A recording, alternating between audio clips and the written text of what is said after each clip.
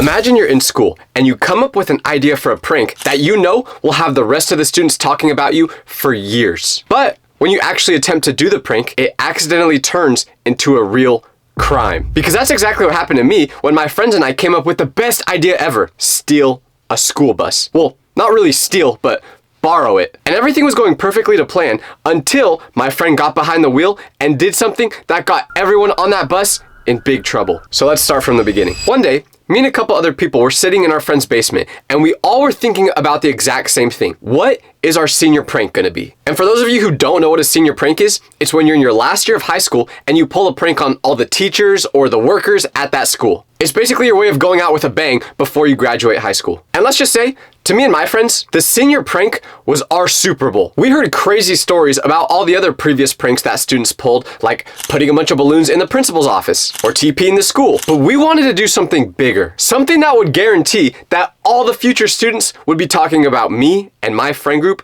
for years to come. So there we were, me and my 5 friends sitting around in Jake's basement trying to brainstorm what good ideas are. We threw out all the usual ones. Cover the principal's office in Christmas wrapping paper. That's not special enough and it would take forever. Release 3 pigs in the hallways that had labels on them that said 1, 2, and 4, so everyone would spend a bunch of time looking for number 3. That had already been done at our school like 10 years ago. We needed something original, something that would actually get people talking. And that's when my friend Marcus had a crazy idea. He goes, what if we stole a school bus? At first, we all just started laughing because it did not sound realistic at all. But then we realized Marcus was serious. And the more he talked about it, the more it made sense on how it could happen. Because Marcus's dad was one of the school drivers at that school. So he had an actual plan for how we could do this. And shockingly, his plan was so simple that it couldn't go wrong, right? This is what it was. Around midnight, Marcus would take his dad's keys and badge to get into the school bus parking lot. We'd sneak over to where the buses are parked when nobody's around. We would then take one of the buses and drive straight to our principal's house. Then we'd park it right in his driveway and ring his doorbell. And when he opens the door, just imagine the look on our principal's face when he sees 6 students that stole a school bus. It would be legendary. And we knew this was only something that we could do because no students from other years had the advantage that we had, with Marcus's dad being an actual bus driver. So it just felt like we had to do this. The more we planned it out, the more confident we got. Marcus knew exactly which bus to take because his dad always drove the same one. My friend Jake knew our principal's address. Don't ask why. And my friend Sarah said she would bring her camera to record the whole thing as proof so we could go down in history. After we all agreed to doing this, we spent weeks working out every detail. What time to meet up, who would drive, what our backup story would be if we got caught. We had backup plans for our backup plans. At least that's what we thought. Looking back now, I can see all the massive flaws in our plan and all the little things that we missed. But considering the fact that we were literally down to steal a school bus, it's not surprising that we weren't the smartest bunch of students. Whenever we talked about the plan, we'd always say we were borrowing the school bus and not stealing it because that just made it sound safer and less illegal. Everyone in our group had mixed feelings on pulling this prank. Marcus was the nervous one because even though he literally suggested the plan, it was his dad's job on the line if anything went wrong. Jake was the mastermind who kept coming up with more elaborate details. Sarah was our lookout person who would make sure we didn't get caught. My friend Anthony was supposed to be the driver because he had a truck, so he had the most experience with bigger vehicles. Then there was me and Danny, who were basically just along for the ride. We met up every day after school for probably 3 weeks just to go over the plan. We even drove by our principal's house twice just to scope it out. His driveway was perfect for this prank, big enough for a school bus to where he literally could not miss it when he opened that door. None of us stopped to think about all the things that could go wrong and eventually would go wrong. We were all just too eager to own the title of doing the most legendary senior prank ever. And after a couple of weeks of waiting, our day finally came. We were doing it on a Thursday night in April, purposefully on a night where we had school the next day so we could hear what all the other students had to say about it when we showed them what we did. The day went by just as planned. We went to school, Marcus went home, and a couple hours later, his dad got home, tossed his keys and badge on the counter like always, and watched TV. Later that night, right after his dad went to bed, Marcus grabs his dad's keys and badge, snuck out with it, and we all met up at Jake's house. Jake pretty much raised himself, so his parents literally could not care less that there was 5 students coming over on a school night at 11:30 p.m. Everything was going perfectly to plan. Marcus was the last one to arrive at Jake's house, and when he did, the mission was officially on. The bus depot was only about a 10-minute walk from Jake's, so we walked there together. It's just a big fenced parking lot where they literally put the buses overnight. There's a gate that stops any bus from getting through or out of it, but Marcus had his dad's badge, so when he scanned it, just like that, the gate opened. Marcus led us straight to the bus that his dad always drove. Bus number 38. He pulled out the keys, put them into the bus, and the door opened. We all looked at each other like, okay, this is actually happening now. Anthony climbed into the driver's seat while the rest of us were going crazy over the fact that this was actually working. He put the key in the keyhole, or whatever you call it. He turned it, and after a couple of sounds, the bus was ready to go. The original plan was for Anthony to drive straight to our principal's house. It should have been about a 5-minute drive. Get in and get out. But what we didn't know before was that Anthony had his own ideas. Because Anthony's always been the type of guy that's just kind of a psychopath. So we're exiting the parking lot, and all of a sudden, Anthony starts getting a little too confident. He's honking the horn, flashing all the lights, and at first, we were cheering it on. We could feel that this night was gonna be legendary. But then, Anthony started making turns that weren't on the way to our principal's house. When Marcus asked him where he was going, Anthony just grinned and told him that he was taking the scenic route. None of us had any idea what that meant. This wasn't planned, but everyone else seemed to still be having a good time, so I just went along with it. But eventually, I had to say something because things started to get out of hand. Anthony was feeding off the attention of everyone being impressed by what he was doing. He got more and more excited the further he drove and wanted to keep doing something more crazy. We got to this intersection and Anthony had to choose exactly which way to go. Left takes us towards the principal's house, like we planned, and right takes us towards the freeway entrance. I'm sitting there assuming that he's gonna turn left. We all thought he was gonna turn left. That was literally the entire point of the operation. But Anthony had been getting more and more pumped up from all the attention, so he wanted to do something bigger, something that he thought would really impress everyone in the group. So when we got to that intersection, he didn't turn left toward the principal's house. Of course he didn't. He turned right onto the freeway. Danny and Sarah were screaming with excitement when he did this. Meanwhile, me and Marcus were screaming with terror. The second Anthony merged that school bus onto the freeway, our group split down the middle. Sarah and Danny were cheering like we were on some crazy roller coaster, but Marcus went completely pale and started hyperventilating. Because remember, this is Marcus's dad's school bus, so he did not want to take any risks with it. I'm sitting there gripping the seat in front of me thinking that we're taking this way too far. Let me paint you a picture of what this looked like. It's past midnight on a Thursday, and there's this big yellow school bus flying down the freeway when you look inside it and see 6 teenagers who look like they don't even have their license yet. Anyone who saw us on that freeway probably thought that we were insane asylum patients who just escaped. Marcus is standing up trying to get Anthony's attention, and he's like, dude, you need to get off at the next exit. This wasn't the plan. I don't know what my dad will do if he finds out about this. If anything happens to the school bus, it's gonna be all my fault. But Anthony was too locked in, so he just laughed and sped up even faster. He even started swerving in between lanes just to mess with us. Not that there were many people on the freeway at this time, but still. This guy was treating the school bus like it was a Lamborghini. Sarah was telling Anthony to go faster because I guess she just didn't care about making it back that night. Danny's hanging out one of the windows, yelling at cars that passed by us. These 3 were having the time of their lives, while the rest of us were planning our funeral arrangements. The arguing got so loud that I couldn't even hear myself think. Marcus is now screaming at Anthony to turn around. Jake's trying to be the voice of reason, saying, hey, maybe we should at least slow down a little bit. Meanwhile, Anthony's just ignoring all of us and locked in on the road. It was clear to me at this point that we had gone too far. We weren't just borrowing a school bus for 20 minutes to scare our principal. We were joyriding a stolen school bus on a major freeway at midnight. I want you to just imagine what would happen if we got pulled over by the cops. There was no way to explain the situation to them. But luckily,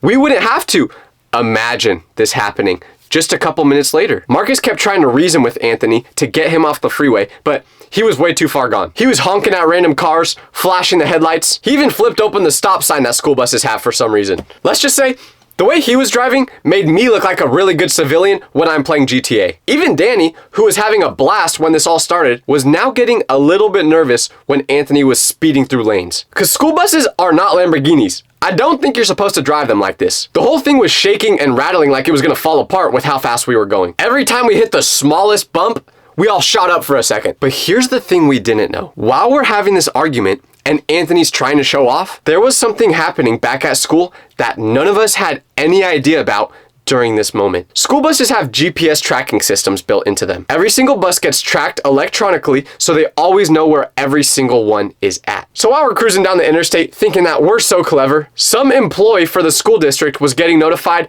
that bus 38 was cruising down the freeway for some reason at midnight. And because of this, our little joyride was about to become a big problem. We had no idea that while we were in the bus, we were getting in trouble in that very moment. Because Marcus never told us nor did he know himself, that these buses have GPS tracking systems. The people responsible for monitoring this stuff must have got notified about it. The alert probably went off the moment we left that parking lot. Now picture this. It's 1 in the morning and you're the person responsible for making sure all the school buses are where they're supposed to be. When suddenly, you get woken up by your phone buzzing with an alert. You check your phone and see that one of your school buses is traveling down the freeway at 70 miles per hour. Of course, you're only going to think one thing. Someone just stole that school bus. So the supervisor responsible for watching all these buses starts calling all the other school bus drivers because he knows they're the only ones that have access to the buses. He's trying to figure out if anyone knows why one of the school buses is currently taking a joyride around the county. But when he's making these calls,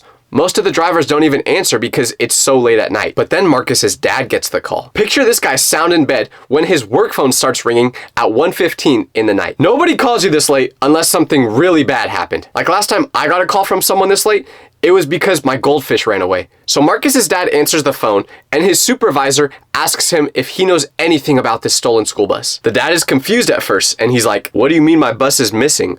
I parked it at the depot yesterday, just like every other day." The supervisor sends him a picture of the tracking system and sure enough, there's a little dot on the freeway that represents the bus. Now, Marcus's dad is starting to panic because someone definitely stole his bus. But then he starts thinking about it more. Who would steal a school bus? How would they get the keys for it? Because the keys were sitting on his kitchen counter where he always leaves them. But when he goes downstairs to check, they're not there. He wakes up his family to ask if they've seen the keys, but that's when he notices Marcus isn't home. By now, he's putting 2 and 2 together. He doesn't know what happened, but he knows that Marcus is involved. Meanwhile, we're still on the freeway and Anthony is still showing off when all of a sudden, Marcus gets the call. At first, he ignores the buzzing sound because he's trying to still get Anthony to turn around, but the phone keeps ringing, and that's when he finally looks at it and sees that it's his dad. And let me tell you, when you get a call from your dad in the middle of the night while you're doing something that you know you're not supposed to be doing, you're cooked. He answers the phone and immediately hears his dad yelling. And not even angry yelling, but more